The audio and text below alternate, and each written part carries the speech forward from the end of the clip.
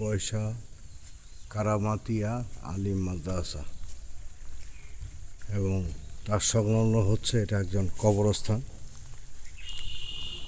এটি মূলত মুন্সিগঞ্জ জেলার লৌহজং উপজেলা অর্থাৎ লৌহজং থানাধীন বলতলী ইউনিয়নের পয়সা গ্রাম। এখানেই হচ্ছে সবচেয়ে পুরাতন কবরস্থান অবস্থিত আছেন। এটি অনেক পুরাতন কবরস্থান, কিন্তু সংস্করণ করা হয়েছে অনেক সুন্দর করে। এটা হচ্ছে গোসলের জায়গা, খুব সুন্দরভাবে পরিপাটি করে এখানকার যারা কমিটির লোক আছেন, কমিটিতে আছেন, তারা সবাই খুব সুন্দর করে কবরস্থানটি অলংকারিত করেছেন। এবং এটা হচ্ছে ঝড়ের আশ্রয় কেন্দ্র। আর সামনে যেটা দেখতে পাচ্ছেন এটা হচ্ছে ঈদগাহ। আসসালামু আলাইকুম মুসলিম মুসলিম।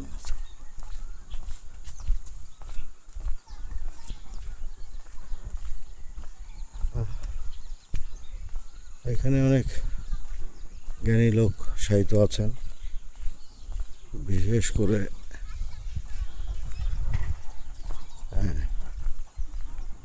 আমার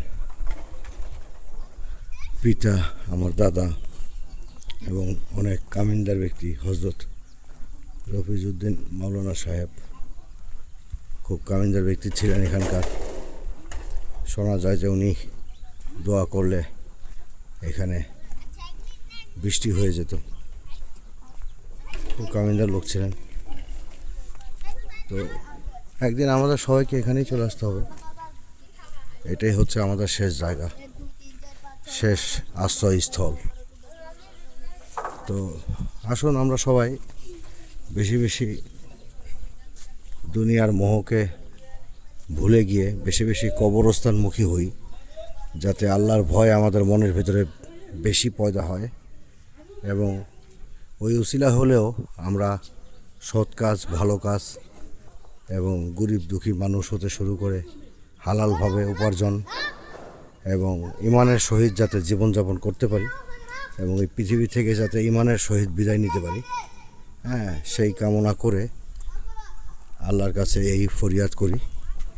তো অতএব কবরস্থান যতই বেশি আসবেন ততই মনের অবস্থান পরিবর্তন হবে।